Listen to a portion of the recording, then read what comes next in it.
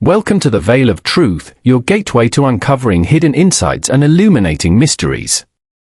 I'm thrilled you've joined our global community. Whether you're watching from a bustling city skyline or a quiet countryside, we're glad you're here. Globe showing Europe, Africa, so tell me, where are you tuning in from today? Chapter 1, A Disturbance in the Square. The evening fog clung stubbornly to the grand facades of Grosvenor Square, softening their stone edges, muting the lamps that glowed in little amber halos. Carriages and motorcars alike passed along the cobbled streets, their wheels hissing against the damp.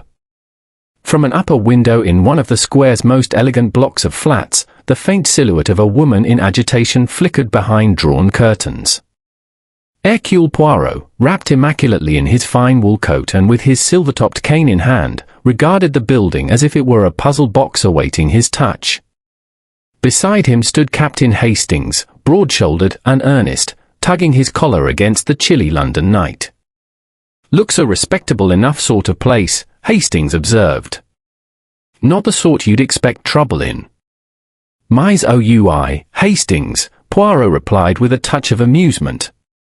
"It is always in such places, where one expects calm, that disorder chooses to appear. The contrast, it flatters the drama."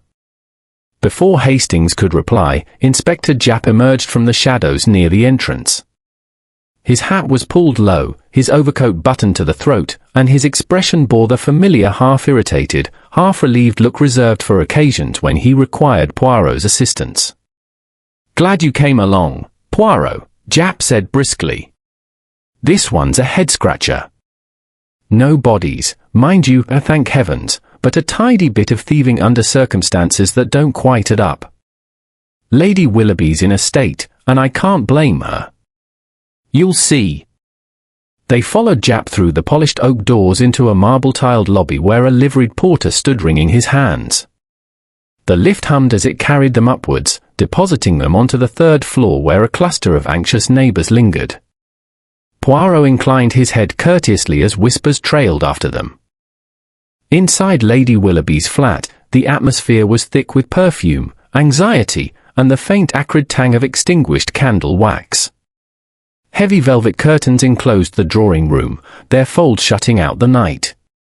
In the centre stood Lady Willoughby herself, a tall, dignified woman in her late 50s, silver hair swept back into a chignon, pearls at her throat trembling with each movement. "Oh, Inspector, and Monsieur Poirot, is it? Thank goodness you've come," she exclaimed, her voice trembling. "I scarcely know how to explain. My treasures, the heirlooms of my family, gone. Taken from under my very nose." "Courage, madam," said Poirot, bowing slightly. "If you will be so kind, permit me to understand all from the beginning. Precision, you see, is everything." Lady Willoughby clasped her hands together. "It was around 6 o'clock when I last looked in on the cabinet, a habit of mine, for I like to reassure myself that all is well. The small casket was there, safely locked. Then, this evening after dinner, I went again, and the cabinet stood open, the casket gone. No sound, no disturbance, no broken locks. Simply gone." Hastings peered at the cabinet, a grand mahogany piece standing against the far wall, its glass doors ajar. Shelves glittered with a few remaining ornaments, porcelain figurines, a silver clock, but in the centre lay a space where something more precious had clearly rested. "And the key, Lady Willoughby?" Poirot asked gently. She touched the chain at her waist where a small golden key hung. "Always with me, Monsieur Poirot. It never leaves my person. That is what makes this so impossible."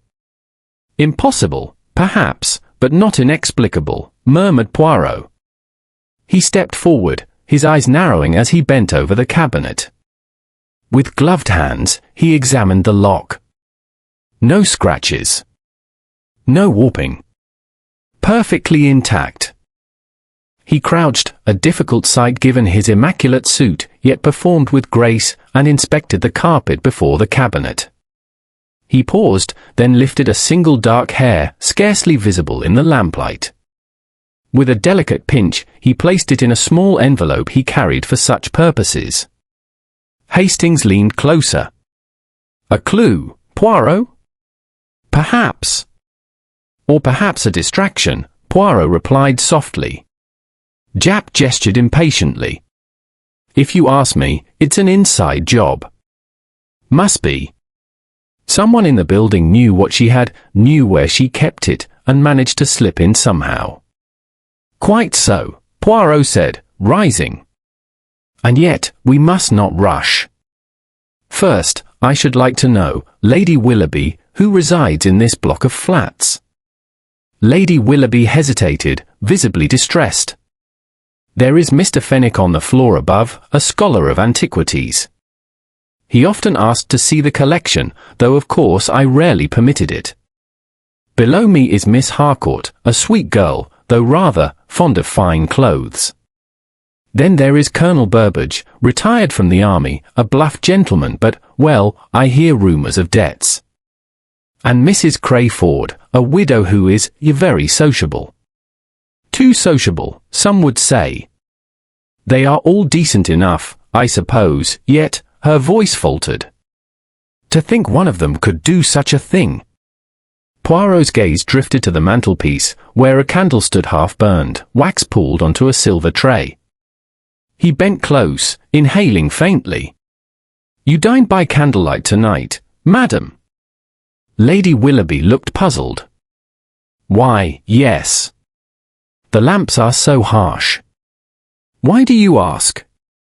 Because, said Poirot, tapping the hardened wax thoughtfully, candles leave traces, madam. They tell us how long they have burned, who has moved them, and sometimes, what they have concealed. Japp rolled his eyes slightly. Candles, hairs, and wax. I dare say you'll find significance in the carpet fringe next. Poirot smiled faintly, brushing a speck of dust from his sleeve. You may mock, my friend, but it is by trifles that great truths are revealed. And tell me, Hastings, what do you make of that window? Hastings turned. The tall sash window stood shut, its curtains half drawn. He noticed nothing unusual until Poirot pointed delicately to the latch. A faint smear of some substance, almost invisible, marked the brass. Looks like a thumbprint, Hastings ventured. Perhaps, Poirot replied. Or perhaps it was placed there to appear so. One must not only ask, what is here, but also, why was it left? Lady Willoughby clasped her pearls tighter. You think, then, that the thief came by the window? None, madam. On the contrary, I think no such thing. But I think someone wished us to believe it. That is altogether different. Japp muttered under his breath, but he knew better than to interrupt Poirot once the little Belgian was in full flow. Poirot stood back, surveying the room. His eyes glided over every surface, every object, as though imprinting the entire chamber in his memory. Then he said quietly, It is late. Tomorrow, I should like to meet each resident of the flats. One by one, in this room, if possible. Until then, madam, you must rest.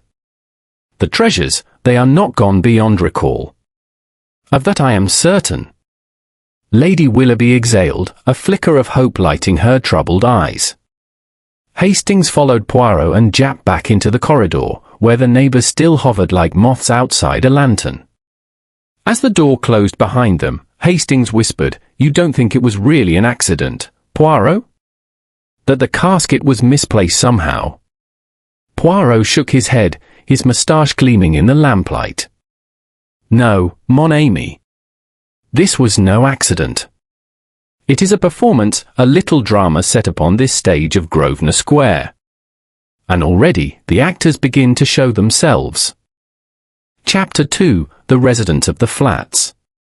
The following morning dawned grey and damp, with a thin drizzle pattering against the wide windows of Poirot's modest London apartment. He sat at his breakfast table, perfectly composed, his eggs boiled for precisely 4 minutes, his toast trimmed neatly, his moustache waxed to its customary perfection.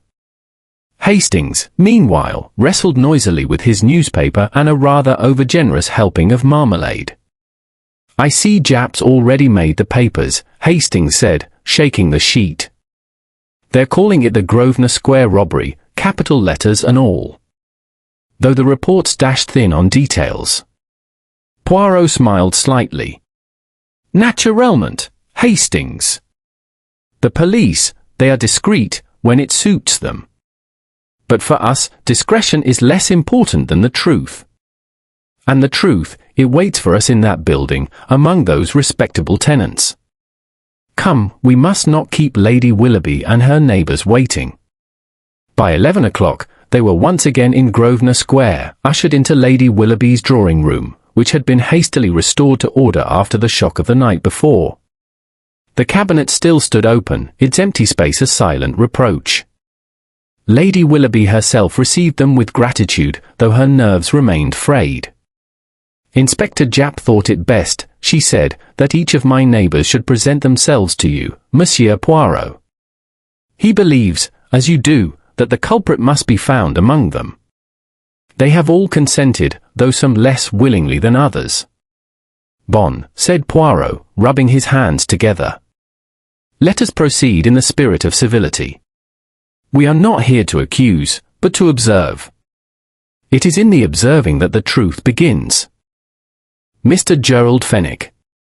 The first to arrive was Mr. Gerald Fenwick, the antiquarian scholar. A man of 60, tall and spare, with thin hair brushed severely back and a face dominated by pince-nez spectacles. He bowed stiffly to Lady Willoughby and regarded Poirot with something between suspicion and disdain.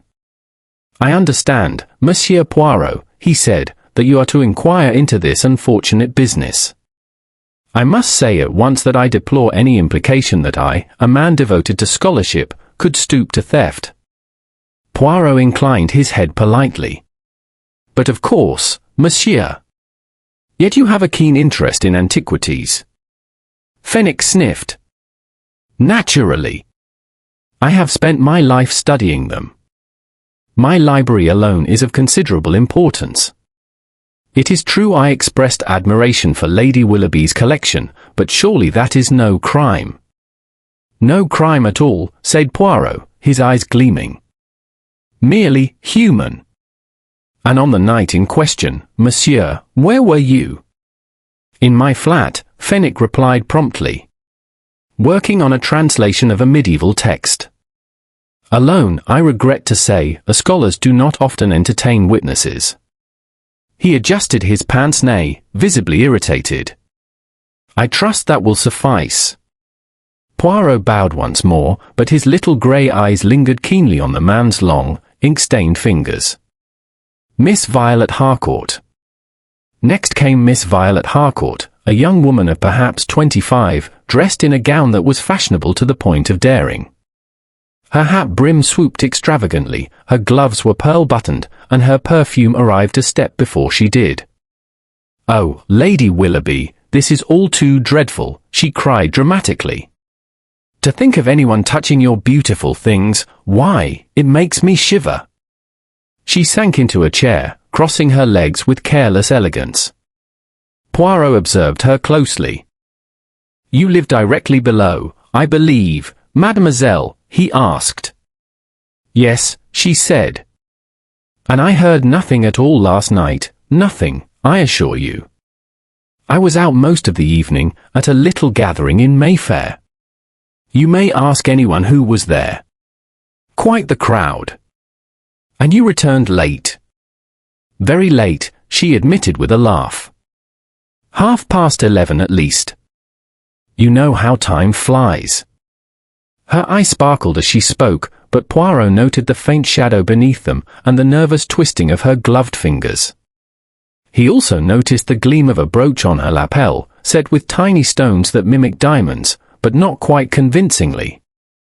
"Mademoiselle," Poirot said gently, "life in London is not inexpensive. Do you find your circumstances comfortable?" She flushed. "Comfortable enough, I should say." "Really, what a question." "I must protest." Lady Willoughby interjected quickly, and Miss Harcourt rose in a flurry of indignation, perfume, and feathers. Colonel Burbage. The third visitor was Colonel Burbage, a solid man in his late 50s, with a bristling grey moustache and a booming voice that filled the room even before his broad frame crossed the threshold. "Dash it all, Lady Willoughby, what a rotten affair," he declared. "Dashed bad form, pinching a lady's jewels. Whoever did it ought to be horsewhipped." He shook Poirot's hand with crushing vigour, nearly toppling the little Belgian. Poirot winced delicately and smoothed his sleeve. "Colonel, you were out last night." "At the club, sir. Played a few hands, dined heartily, and stayed until well past midnight. Half the regiment could vouch for me." "Indeed," said Poirot. "And your rooms, are they near Lady Willoughby's?" "Opposite side of the landing. Solid walls. Wouldn't have heard a thing if a regiment marched through."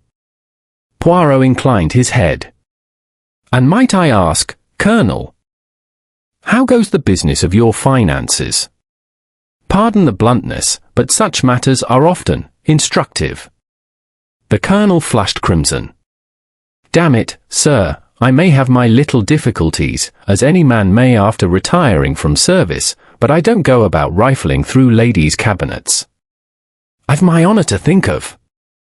He tugged at his moustache, fuming, but Poirot merely bowed. "Just so, Colonel. Honour, it is a fine thing. Mrs. Crayford." Last to arrive was Mrs. Crayford, the widow of a shipping magnate. A stout woman in black silk, her bosom adorned with jet beads, her sharp eyes peering beneath a veil that did little to soften their scrutiny. She entered like a ship under full sail, her manner bustling and inquisitive. "My dear Lady Willoughby, what a calamity," she cried. "I always said these flats weren't safe, and now you see I was right.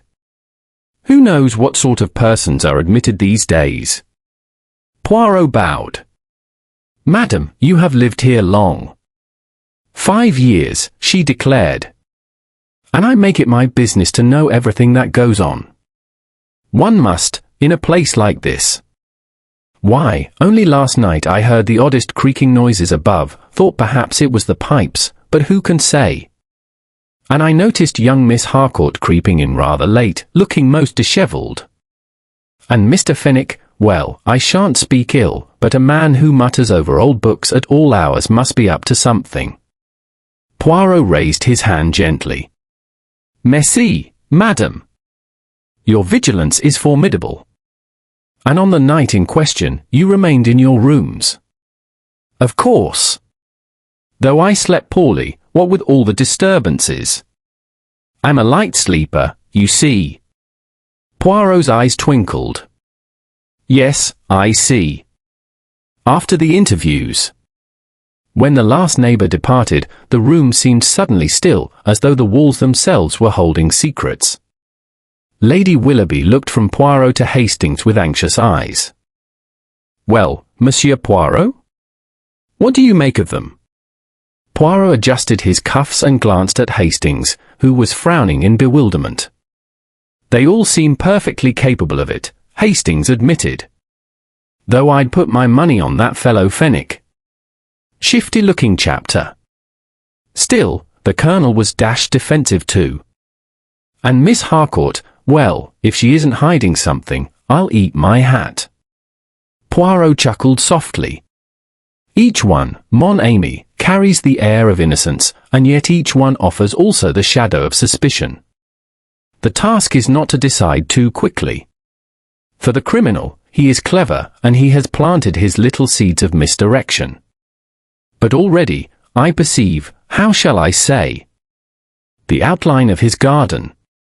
He stood before the empty cabinet, gazing at it as though it were a stage on which invisible actors had performed.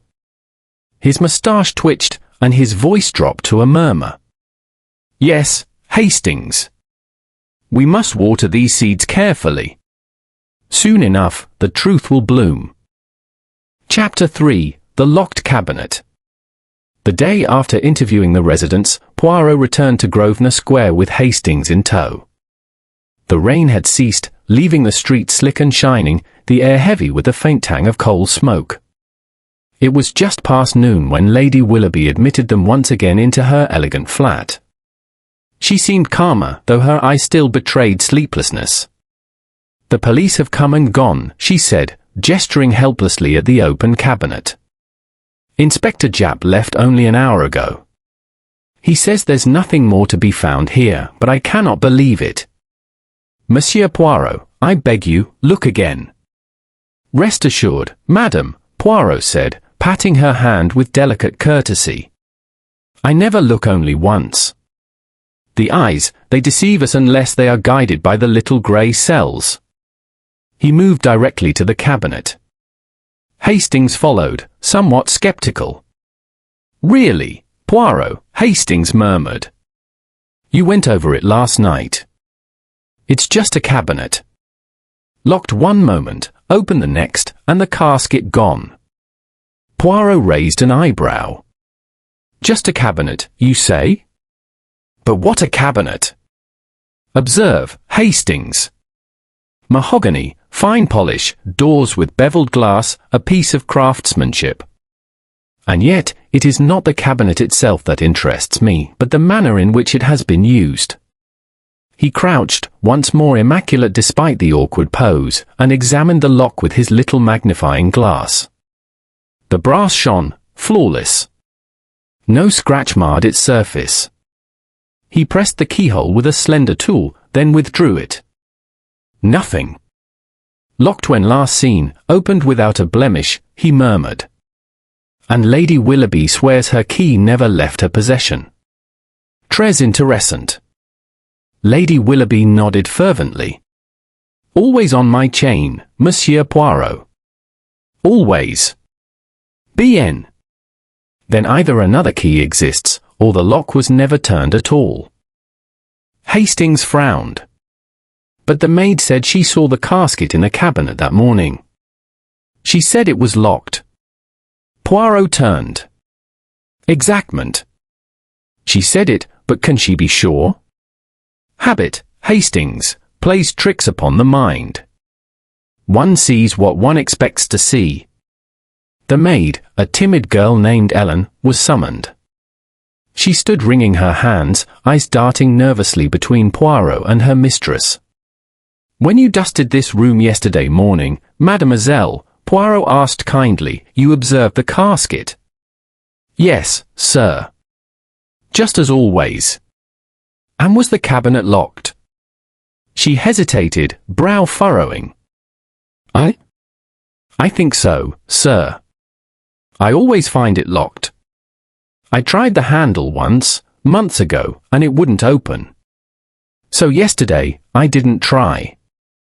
But it looked locked." Poirot's eyes glinted. "It looked locked, indeed." "Merci, mademoiselle." "That is all."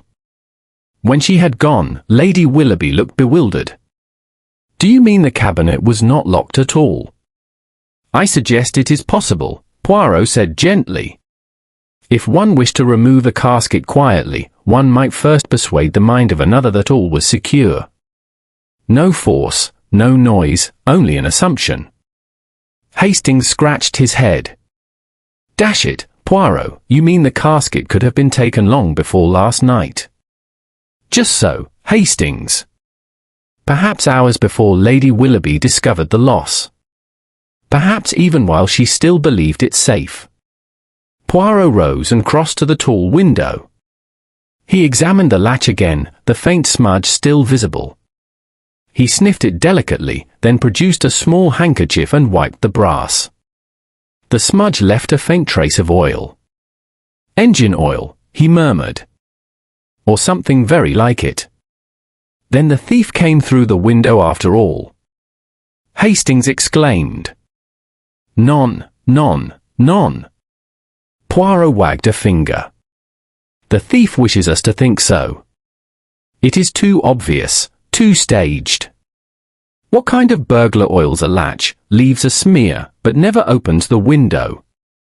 It is theatre, mon ami. The criminal is an artist, presenting us with a scene.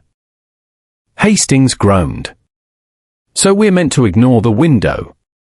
That leaves the cabinet, which may not have been locked, and the casket, which may have been missing for hours. It all sounds dashed confusing. Poirot's moustache twitched in amusement. Confusion is the friend of the guilty, Hastings. But patience, soon, clarity. He turned now to the mantelpiece, where the half-burned candle stood.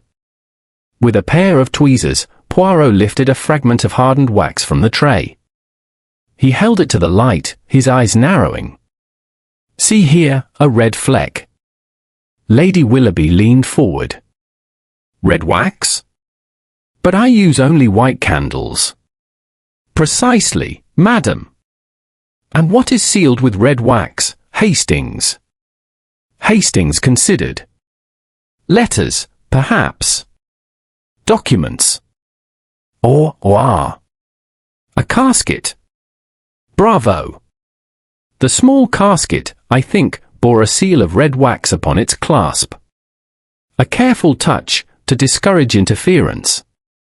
And here we find a crumb of that very wax, fallen near the candle. What does it tell us? That the casket was opened here, in this very room. Not stolen and carried away unopened, but tampered with in situ. Lady Willoughby gave a small gasp. Then the thief dared to open it beneath my very roof. Poirot nodded gravely. And what is more, he used your candle flame to soften the seal. Hence the half-burned wick, abandoned too soon. It is a little mistake, but such mistakes are the downfall of even the cleverest thief. Reflections. When they left the flat, Hastings was brimming with questions.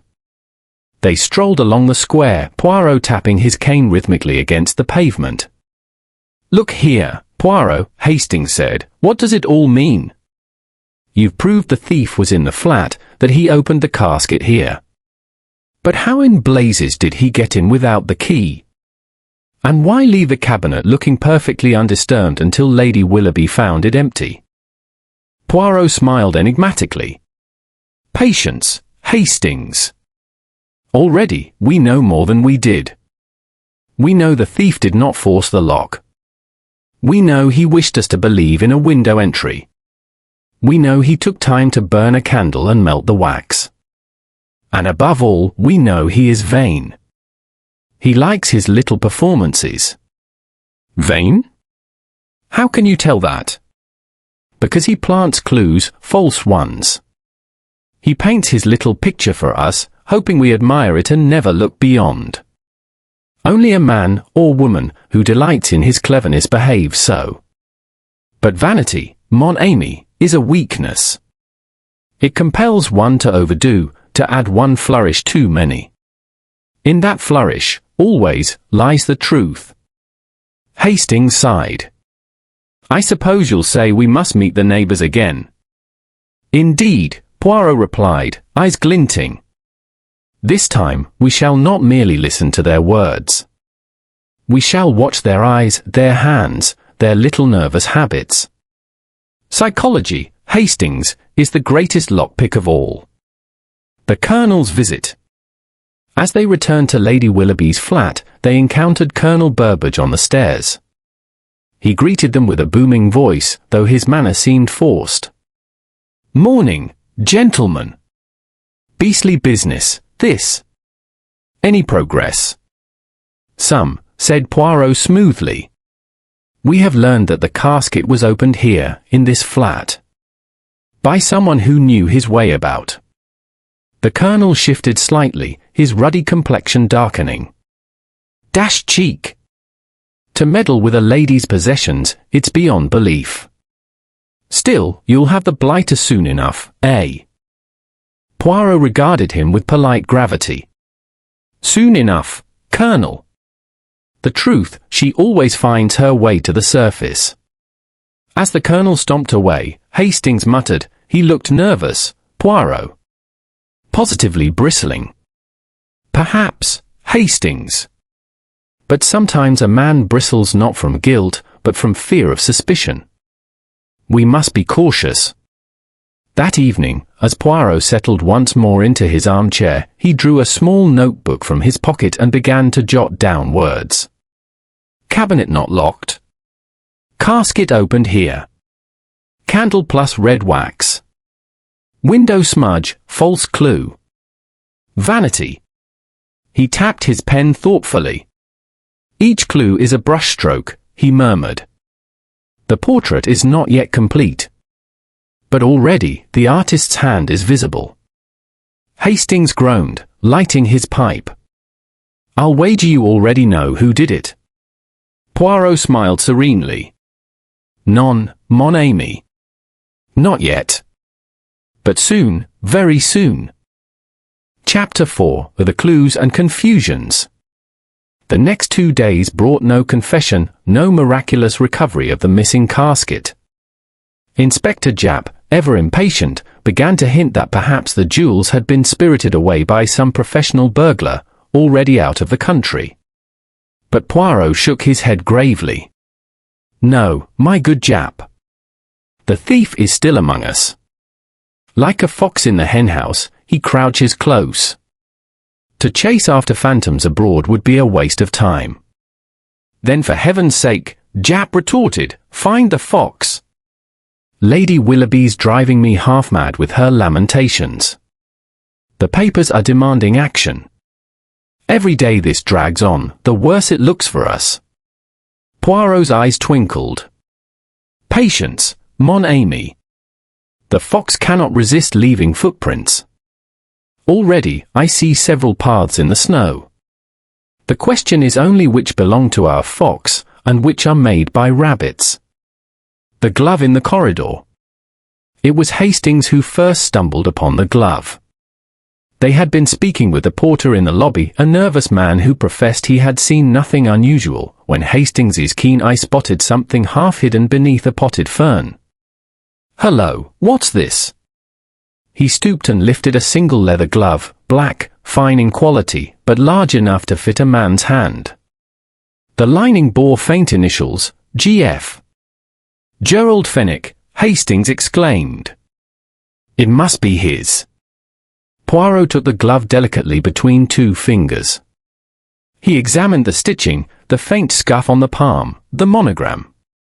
Then, with a faint smile, he slipped it into an envelope. Perhaps, he murmured. Or perhaps it was meant to be his. Hastings groaned. You mean it was planted?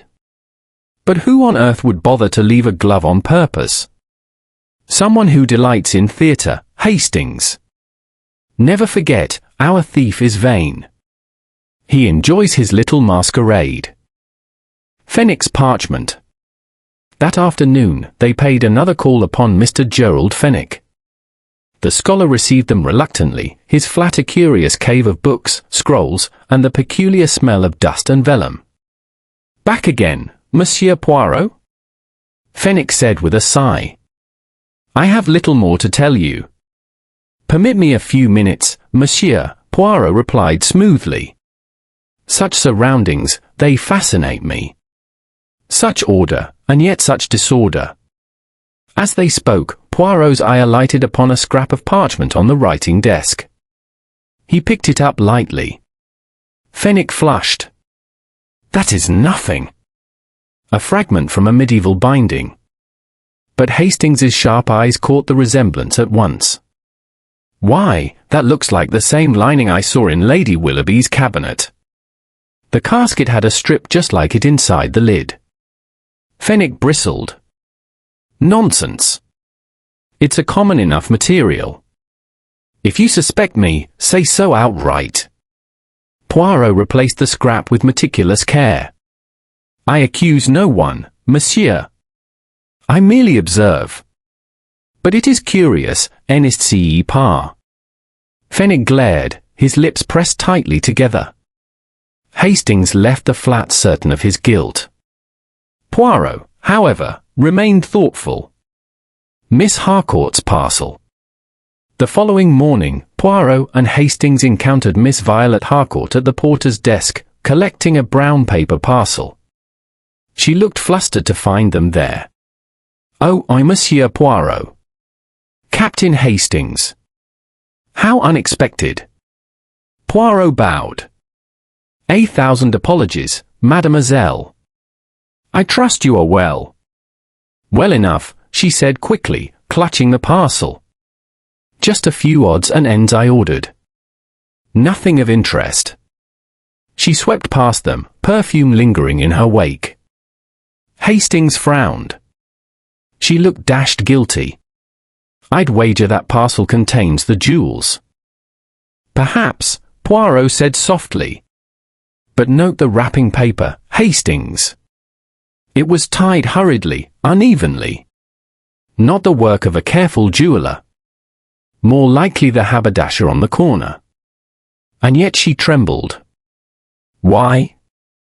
Hastings stared. "Then what's she hiding?" Poirot smiled faintly. "That, mon ami, is another question entirely." Later inquiries revealed the parcel contained only cheap imitation silks, gaudy, poor quality, a sad contrast to the finery Miss Harcourt so desperately paraded. Hastings was baffled, but Poirot murmured only, "Ah. A woman with champagne tastes and a ginger beer purse. A motive, perhaps, but not the method. Mrs. Crayford's gossip." No investigation in the flats could escape the notice of Mrs. Crayford. That evening she intercepted Poirot and Hastings as they returned to Lady Willoughby's door. "My dears," she cried, her veil quivering with excitement. "I have the most curious news. Last night, quite late, I heard creaking noises from above, very suspicious, I assure you. And when I looked from my window this morning, I could have sworn I saw Miss Harcourt receive another parcel. Such carryings on. I cannot help but think." Poirot bowed. "Madam, your vigilance is most admirable. Yet, one must be cautious. To observe is not the same as to know." Mrs. Crayford drew herself up. "Well, I know this, someone here is not what they seem. And mark my words, Monsieur Poirot, it will all come out." "Oh, madam," Poirot said softly. "It will all come out." The puzzle deepens. That evening, Poirot and Hastings dined quietly at their club. Hastings was restless, poking at his chop. "It's no good, Poirot," he burst out. "We've got too many suspects and too many clues, and none of it fits together. Fenwick's glove and parchment, Miss Harcourt's parcel, Mrs. Crayford's noises, the Colonel's debts, all dashed muddled." Poirot dabbed his lips with a napkin, unhurried. "It is muddled, yes. But from confusion comes clarity. Each of these things, the glove, the parchment, the parcel, is meant to lead us somewhere. The question is, where? And why? You still think the thief planted clues? Mais OUI. Think, Hastings. A real thief seeks to vanish without a trace. Our thief leaves behind a trail of breadcrumbs, but he hopes we follow the wrong path. He wishes to demonstrate his cleverness. But vanity, mon ami, always betrays itself. Always." Hastings shook his head, unconvinced. "Well, I'll tell you what, my money's still on Fenwick. That glove and parchment are enough for me." Poirot smiled indulgently. "And that, Hastings, is why you would be an excellent juryman, but a poor detective." Lady Willoughby's maid again. Before retiring for the night, Poirot made one final visit to Lady Willoughby's flat. Ellen, the maid, answered the door. She looked pale, and her hand shook as she admitted him. "Pardon me, mademoiselle," Poirot said gently. "One small question. When you dusted the cabinet yesterday morning, you say you saw the casket. Did you notice if it was sealed with wax?" She frowned. I don't recall, sir. It always has a little red seal, doesn't it? I suppose it was there. Or you supposed it was there. Poirot corrected softly. She flushed. Yes, sir. I suppose so. I didn't really look closely. Merci, Poirot said kindly. That is most helpful. When she had gone, Hastings whispered, but what was helpful about that? Poirot's eyes glowed. Because, Hastings, it tells me the casket may have been empty long before it was missed. The thief did not strike at night, he struck in the light of day, while everyone believed the treasure still lay safe. A very clever trick. But a trick, all the same. Poirot reflects. Later, in the quiet of his rooms, Poirot sat polishing his shoes with his usual precision. Hastings watched in exasperation. Dash it all, Poirot, you act as though we've learned something conclusive. But all we've got are half-clues and contradictions. Poirot smiled. Ah, but contradictions are most revealing. They are the shadows that betray the shape of the object casting them. Fenwick's parchment, Harcourt's silks, Crayford's gossip, the Colonel's debts, each is a shadow. Soon, the object will stand clear. He placed his shoes neatly side by side, moustache twitching with satisfaction. Patience, Hastings. The truth, she approaches. And when she arrives, she will knock loudly at our door. Chapter 5, The Psychology of the Thief. The fire crackled gently in Lady Willoughby's drawing-room, though the warmth did little to ease the chill of suspicion that hung in the air. Poirot sat in an armchair near the fire, his hands neatly folded, his eyes half closed as though he were meditating. Hastings paced the carpet in mounting frustration. I don't see how you can sit there so calmly, Poirot, he burst out at last. We've gathered half a dozen clues, each pointing in a different direction, and we're no nearer the truth. Fenwick, Harcourt, the Colonel, Mrs. Crayford, all of them look equally guilty. Dashed if I know what to make of it. Poirot's eyes opened, glimmering with amusement. You make of it, Hastings, exactly what the thief wishes you to make of it, confusion. He lays before you a plate of hors d'oeuvres, a glove, a scrap of parchment, a suspicious parcel, and you, with your fine appetite, gobble them all without asking, who is the chef who prepares such a meal? Hastings sat down heavily. You mean it's all a show? That none of it matters. Poirot lifted a finger. Ah, but it matters greatly. It tells me the character of our thief. Consider, Hastings. A cunning burglar, a true professional, would leave no trace. He would enter, take, depart, and vanish without a whisper. But here we have much noise, many little signs left behind. Why? Because our thief is vain. He craves admiration even while he steals. He must prove his cleverness, OUI. Hastings frowned. You think he planted the glove, the smudge on the window, the candle, all of it? Poirot inclined his head. Not all. Some are genuine, some false. The art lies in discerning the difference. But vanity, that is a dangerous quality. It makes one careless. In trying to appear too clever, one leaves behind a true clue by mistake. A visit to the Colonel. Later that afternoon, Poirot proposed a visit to Colonel Burbird's flat. The Colonel, still in his dressing gown, received them gruffly. Dash it, Poirot, more questions? Haven't you harassed us enough? I told you I was at the club all night. Indeed, Colonel, Poirot said mildly. And no one doubts it. But I am curious, you are a man of honor, yes? The Colonel bristled. Of course. I served 25 years in India, I'll have you know. My honor is my life. Just so, Poirot murmured. And yet, debts, they weigh heavily, do they not? The Colonel flushed. Blast it, sir, I may have a few obligations, but I'd never stoop to thieving. I'd sooner starve. Poirot leaned forward. And yet, starvation does not pay creditors. Forgive me, but the psychology of a man pressed by debts may turn him toward desperate acts, even against his conscience. The Colonel slammed his fist on the table. Not me. By heaven, if you suggest it again, I'll... Poirot raised a placating hand. Calm yourself, Colonel. I accuse you of nothing. I merely observe the pressures upon the human spirit. The psychology, it interests me, that is all. As they left, Hastings whispered, "You rattled him, Poirot." He was furious. "Exactement," Poirot said. "And fury tells us something, does it not?" The Colonel fears suspicion, but not guilt. He defends his honor like a wounded lion.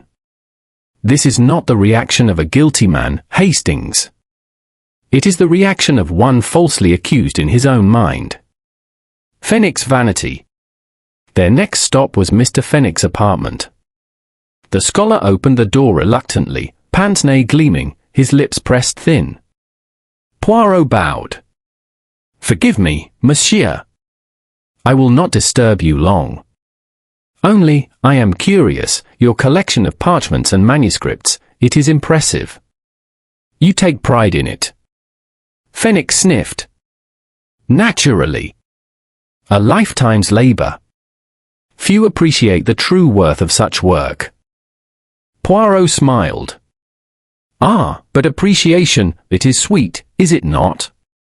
To be admired, to be respected for one's cleverness.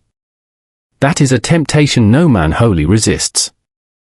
Fenwick eyed him warily. "If you mean to suggest that my admiration for antiquities extends to stealing them—" "I suggest nothing," Poirot interrupted gently. "I only note, you, like our thief, value admiration. You cannot help but speak of your own cleverness.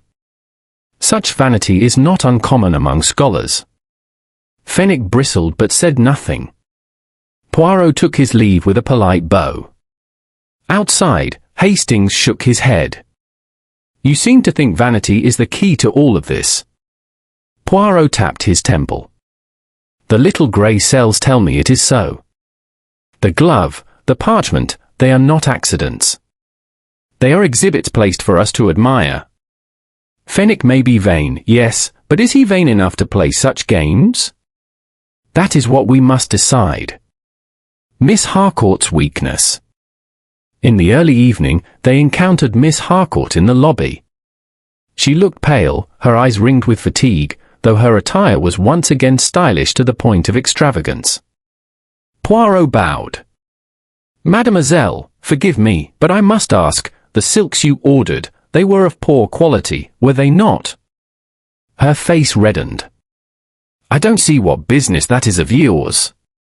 "None at all, except that it reveals the psychology of a woman who must appear wealthy while lacking means.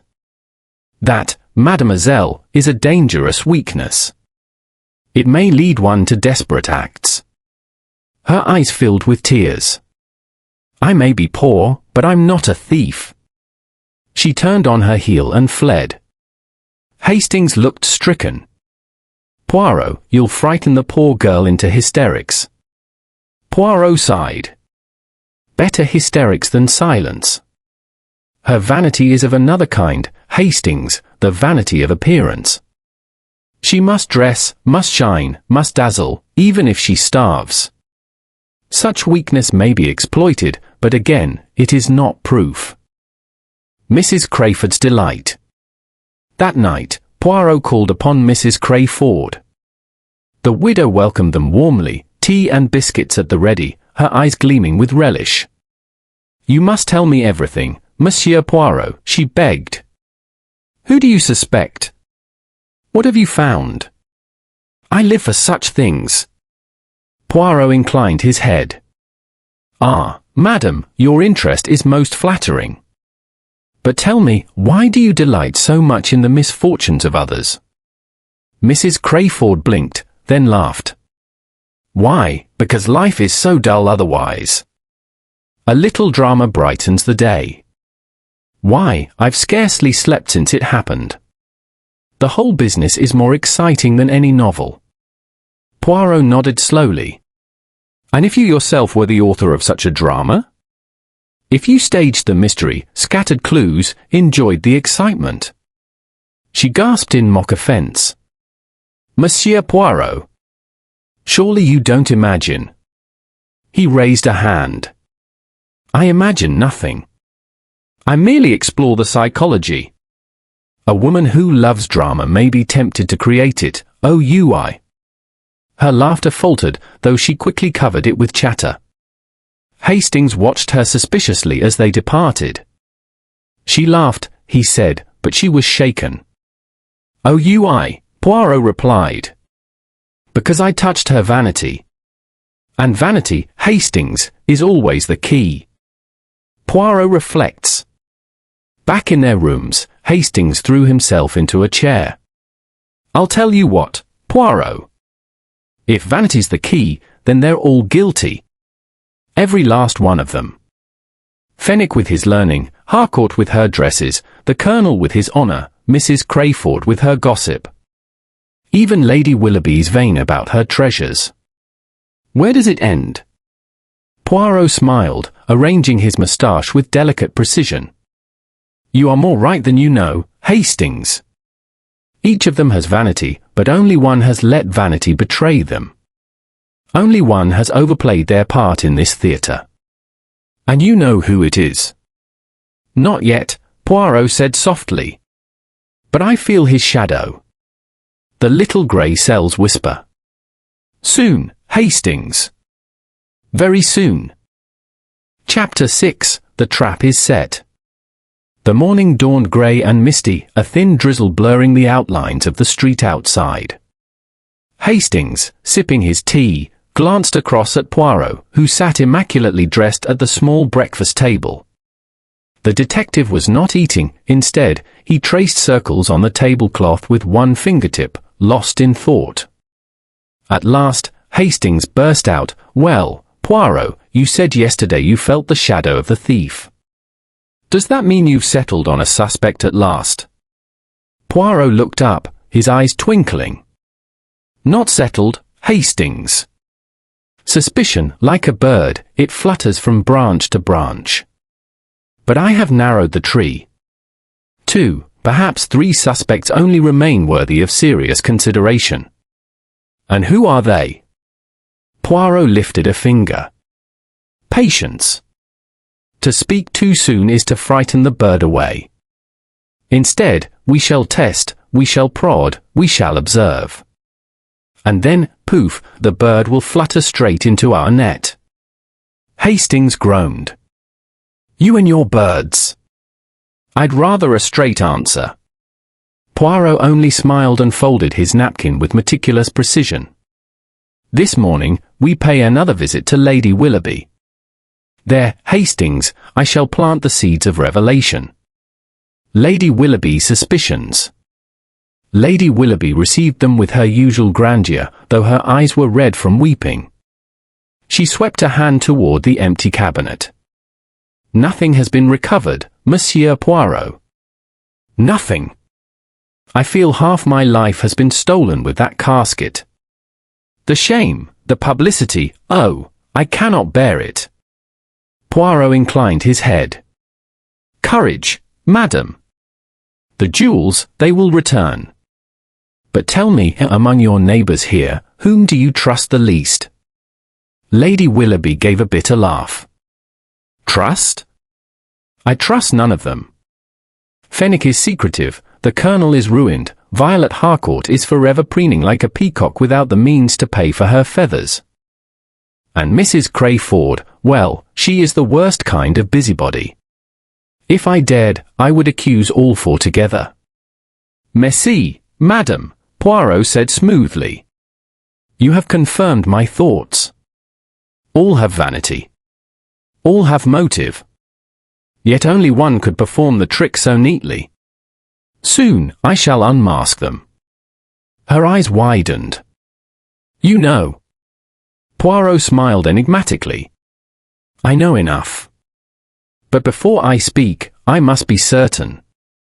The fingerprints. Poirot next sought Inspector Japp, who was growing impatient with the lack of progress. "Poirot, this case is turning us all in circles," Japp complained. "If you don't have the goods soon, I'll have to act on what little we've got." Poirot raised a hand. "Patience, Japp. Only one thing I require from you, the fingerprints you lifted from Lady Willoughby's cabinet. Bring them to me, and also take fresh prints of all the residents." Japp snorted. "That's a fair bit of work.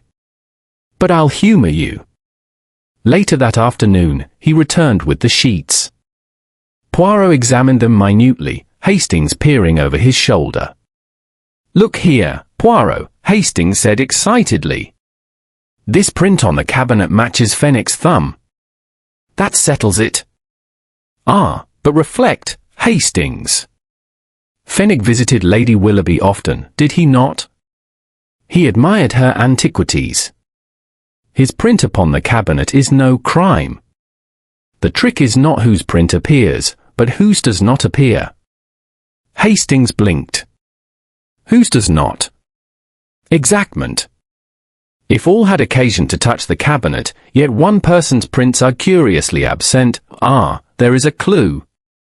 Hastings leaned closer. "By Jove, you mean Mrs. Crayford?" Poirot's moustache twitched. "Perhaps. Or perhaps the thief was clever enough to wipe the surface after touching it. We must test further." The candle revisited.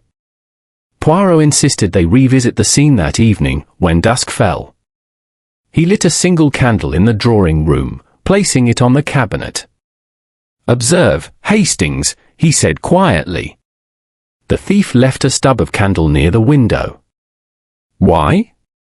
There is electric light here, and the moonlight from outside. Why use a candle at all? To see better?" Hastings suggested. Poirot shook his head. "No, mon ami. A candle gives a weak light, flickering, uncertain. It is not chosen for utility, but for effect. Again we see vanity, the thief dramatizes his act, like a performer upon a stage." Hastings frowned. "You make it sound like the theft itself was a sort of play." Poirot's eyes gleamed. "Exactment. And the audience was us, Hastings, you, me, Japp, Lady Willoughby, the neighbours. Each clue, each little scrap, is a line in his performance. The trap is devised." That night, Poirot sat long at his desk, writing small notes in his precise hand. Hastings dozed in a chair until Poirot finally spoke. "Tomorrow, Hastings, we shall stage our own performance. I will invite all the residents of the flats to Lady Willoughby's drawing room. There, I shall speak of my discoveries. But before that moment, I shall bait the hook. I shall hint that I know where the jewels are hidden. Our thief, being vain, will be unable to resist. He will seek to prove his cleverness once more, and in doing so, he will betray himself." Hastings sat up. "You mean you'll trick him into making a move?" "Just so, mon ami. It is psychology. The vanity that compelled him to scatter false clues will also compel him to act when he fears discovery. The human heart, Hastings, it is more revealing than any fingerprint."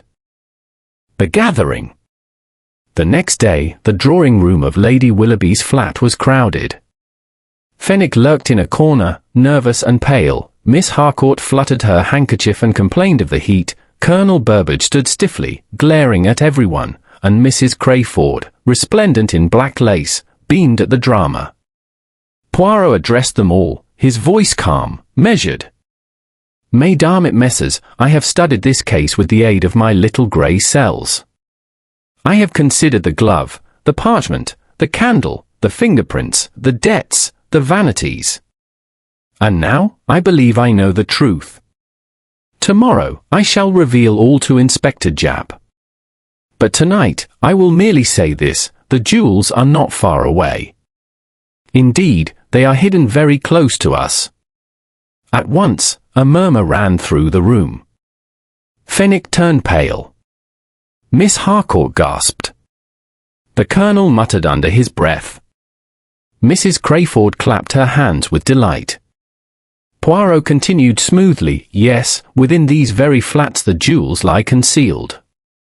And the thief, knowing his hour of exposure approaches, must decide what to do.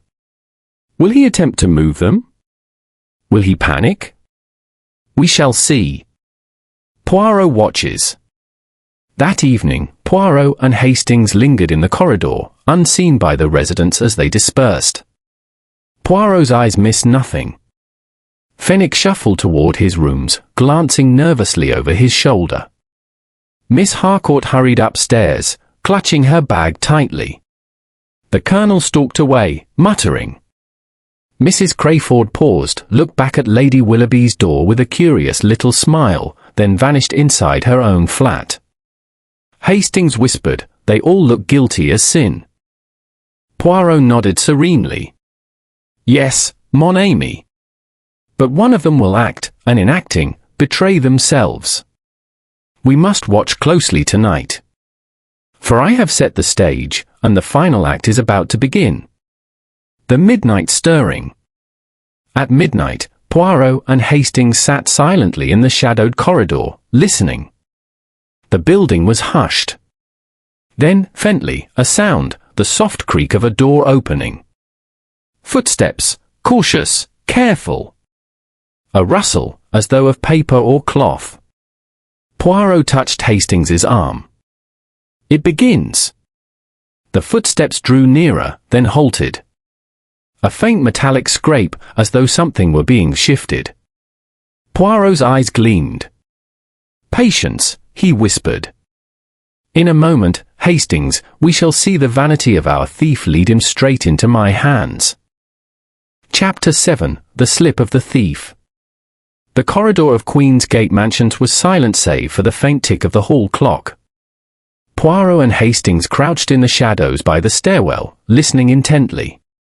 The footsteps they had heard moments before continued with a measured caution, pausing now and then as though the walker feared discovery. Hastings leaned close and whispered, "Who is it, Poirot?" "I can barely make them out." Poirot's eyes gleamed in the dim light. "Wait, Hastings. Patience. The fox thinks himself unseen. Let him draw near the henhouse before we pounce." The footsteps halted directly outside Lady Willoughby's door. There was a faint metallic rattle, the sound of a key in the lock. Hastings started, but Poirot pressed a firm hand upon his arm.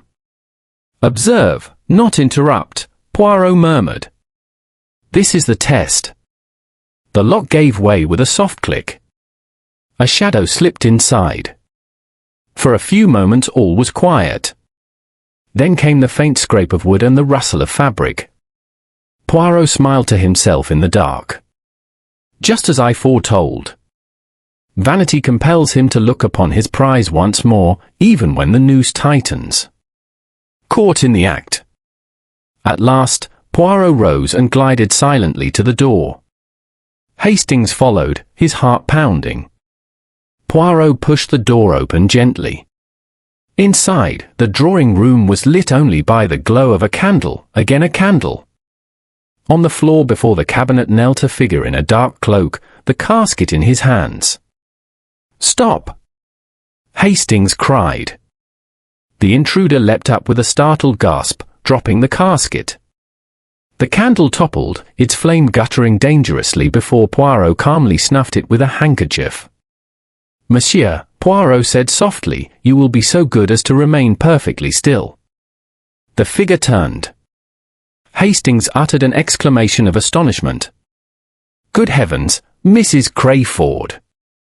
The widow drew herself up, her face pale but composed. "Gentlemen," she said with remarkable dignity, "you startle me. I came here out of concern for poor Lady Willoughby. I thought I heard noises and wished to see that all was well." Poirot raised an eyebrow. "Indeed, madam? And with the key to her lock in your possession?" Her eyes flickered. "Lady Willoughby entrusted it to me once." "I?" I had forgotten to return it. Poirot stooped, lifted the casket, and examined it. Empty, as before. Yet you could not resist touching it, could you, madam? To you, it is a stage prop, a symbol in the little drama you so delight in. That is your vanity. Mrs. Crayford forced a laugh. Surely you don't suspect me? Why, what motive could I have? I possess nothing but my widow's pension. Poirot replaced the casket carefully. Motive, madam, is the easiest thing in the world. Some steal for money, some for pride, some for excitement.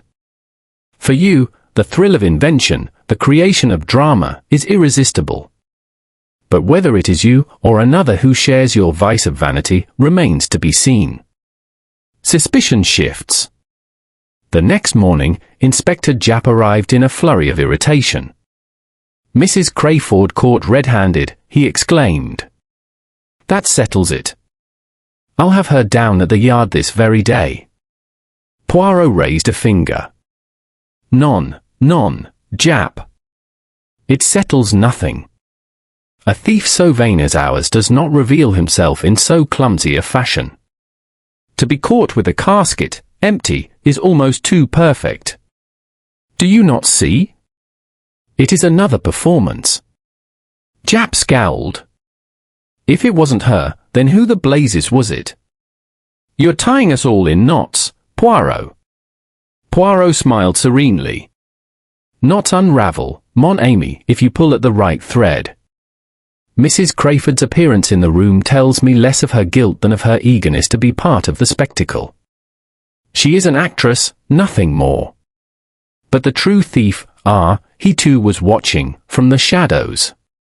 Watching? Hastings repeated. Hastings. I felt eyes upon us even as we confronted Mrs. Crayford. Someone else slipped out before we entered. That someone fears exposure, and he grows reckless. Miss Harcourt's breakdown. Later that day, Poirot requested Miss Harcourt to join him in Lady Willoughby's flat.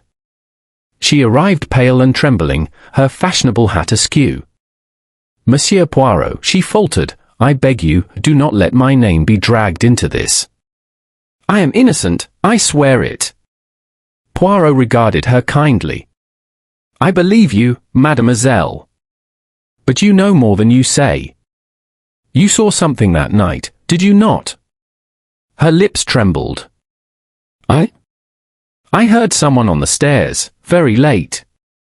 I opened my door a crack and saw a man. He carried something under his arm. But I was afraid to speak. I cannot bear to accuse anyone. Poirot leaned forward. A man, you say?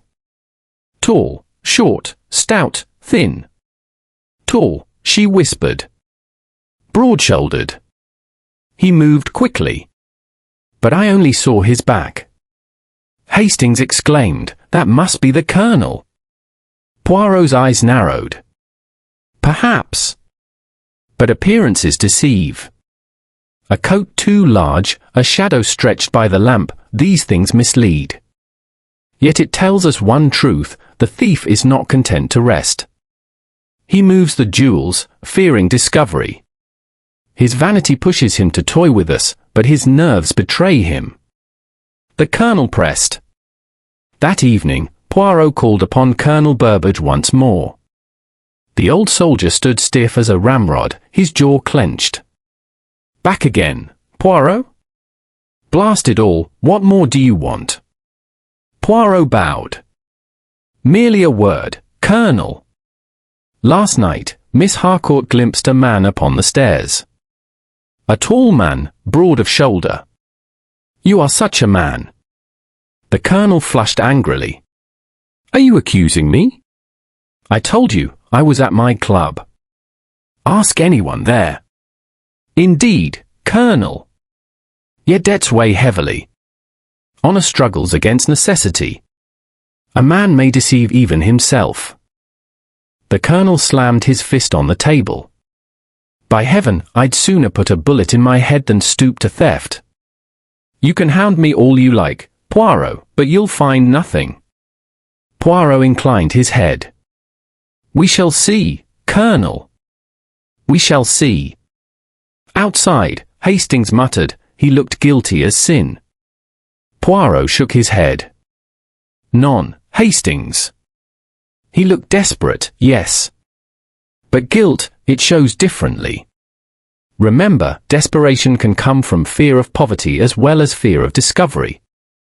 I sense in him no cleverness, no relish for drama. Our thief delights in theatre. The Colonel despises it. The final net. That night, Poirot confided his plan to Hastings.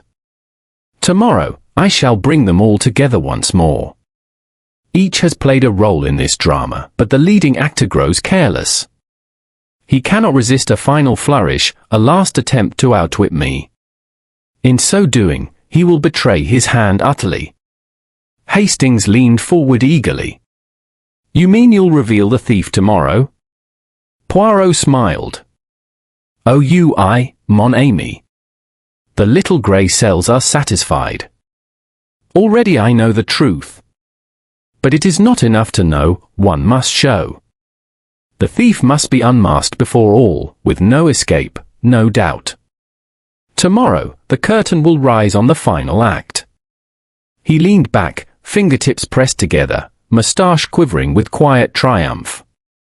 The jewels, Hastings, will return to Lady Willoughby. And the fox, at last, will be caught in the henhouse.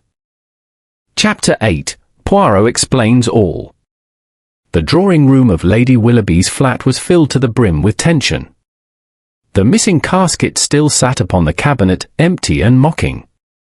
Lady Willoughby herself reclined in a high-backed chair, fanning herself furiously. Colonel Burbage stood stiff and grim, his moustache bristling. Fenwick the scholar looked pale and agitated, a pile of notes clutched in his hands. Miss Harcourt wrung her handkerchief with nervous fingers, while Mrs. Crayford fairly glowed with delight at being present for the climax of the drama. Inspector Japp hovered near the door, watchful and impatient.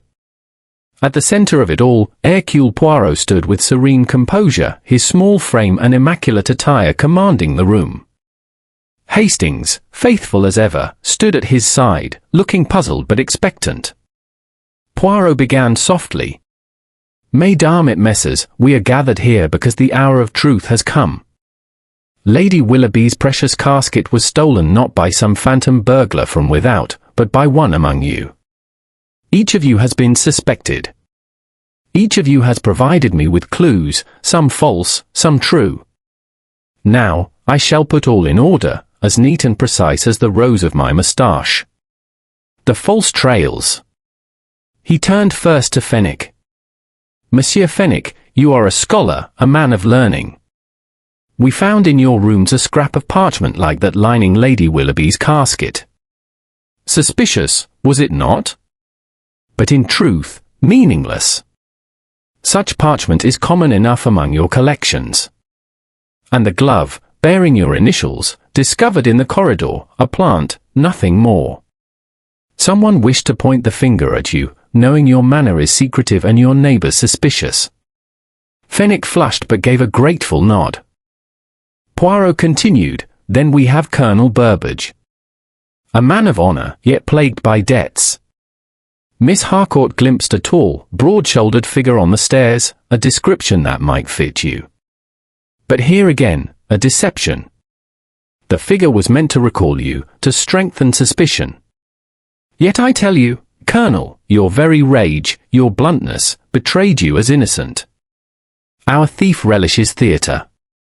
You despise it. You could never have played so dramatic a game. The Colonel gave a harumph but looked relieved. Poirot turned to Miss Harcourt. You, mademoiselle, are vain of appearance. You buy cheap silks to play the lady of fashion.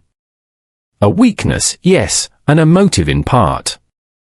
But again, you are no actress. When I pressed you, you nearly broke down. A true thief does not weep so easily. You are guilty of vanity, not of theft. Miss Harcourt blushed and dabbed at her eyes.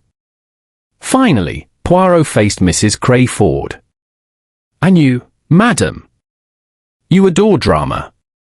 You could not resist creeping into Lady Willoughby's rooms, playing the amateur sleuth, delighting in the sensation. You were caught with the empty casket in your hands. Yet I say to you, you are not the thief. You are a spectator who longed to become an actor, nothing more. Mrs. Crayford laughed nervously. "Well, Monsieur Poirot, you flatter me. But if not me, who then?" The psychology of vanity. Poirot's eyes swept the room. His voice grew firm. "You see, Miss Amos, in every false clue, I discerned one truth, the hand of vanity. A candle stub left in place of electric light.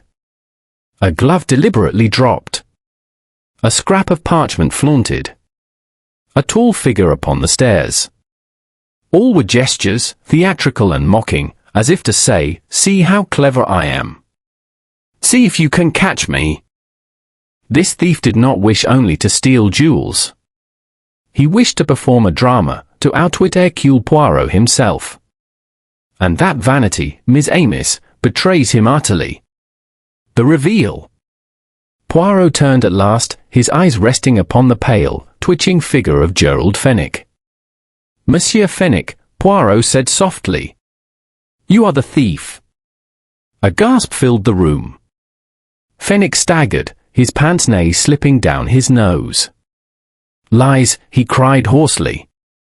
"You just said I was innocent. You accused the others." Poirot raised a finger. "I cleared the others, yes. But you, monsieur, you betrayed yourself. You staged everything. The parchment fragment on your desk, too conveniently displayed. The glove, dropped in the corridor with your initials, too obvious. The candle, the false shadow on the stairs, all tricks. Only you, a man of learning, a man vain of intellect, would orchestrate such a theatre. And only you had opportunity. You visited Lady Willoughby often, you admired the casket, you knew its value. You had but to slip it into your case, leaving the cabinet apparently untouched. And the maid, dusting idly, saw what she expected, not what was true." Fenwick sank into a chair, his face ashen. Poirot went on remorselessly. "You returned by night not to steal, but to move the jewels, to gloat upon them, to admire your triumph. That is why Miss Harcourt glimpsed you. That is why you trembled whenever I spoke of vanity. And that, monsieur, is why you are caught. The proof." Inspector Japp frowned. "It's a fine story, Poirot, but where's the proof?" Poirot smiled. "Ah, the proof, my OUI. Last night, when Fenwick crept into Lady Willoughby's flat once more, he thought to move the jewels to a safer place. But I had already searched his rooms most carefully. And what did I find? Behind a false row of books upon his shelf, this." He reached beneath the cabinet and produced a parcel wrapped in brown paper. With dramatic flair, he tore it open. Gleaming within were Lady Willoughby's stolen jewels, their brilliance undimmed. A collective cry rose from the company. Lady Willoughby nearly swooned with joy. Japp let out a low whistle. "Fenwick," he said grimly, "you'll come with me." Fenwick's confession. Fenwick slumped, defeated. "Yes," he muttered, "I did it. But it was not for money. I wanted to prove my cleverness. To show that even Hercule Poirot could be deceived. Every clue, every scrap, was my game, my masterpiece. I thought I could lead you astray forever." Poirot inclined his head. "You were clever, monsieur. But not clever enough. Vanity always betrays itself. In trying so hard to appear ingenious, you revealed the very pattern of your guilt." Poirot's final word. With Fenwick led away and Lady Willoughby reunited with her jewels, the gathering slowly dispersed. Hastings lingered with Poirot, still marvelling. "I say, Poirot, it was brilliant." But dash it all, you nearly convinced me Mrs. Crayford was the thief. I couldn't follow half of it until the end. Poirot smiled, smoothing his moustache. That, mon ami, is because you look for guilt in what people do. I look for guilt in what people are. Each suspect revealed themselves, their fears, their vanities, their weaknesses. But only Fenwick displayed that peculiar delight in performance, that relish for cleverness, that vanity of the intellect. It was he, always. Hastings shook his head. And to think he might have got away with it if he hadn't been so dashed theatrical. Poirot rose, straightening his cuffs. Ah, but Hastings, a thief who hides without drama may succeed. A thief who plays actor upon the stage, never. For the stage, mon ami, belongs not to him, but to Hercule Poirot. And with that, the great detective bowed graciously to Lady Willoughby, who was already arranging her jewels once more in their recovered casket, smiling through tears of relief.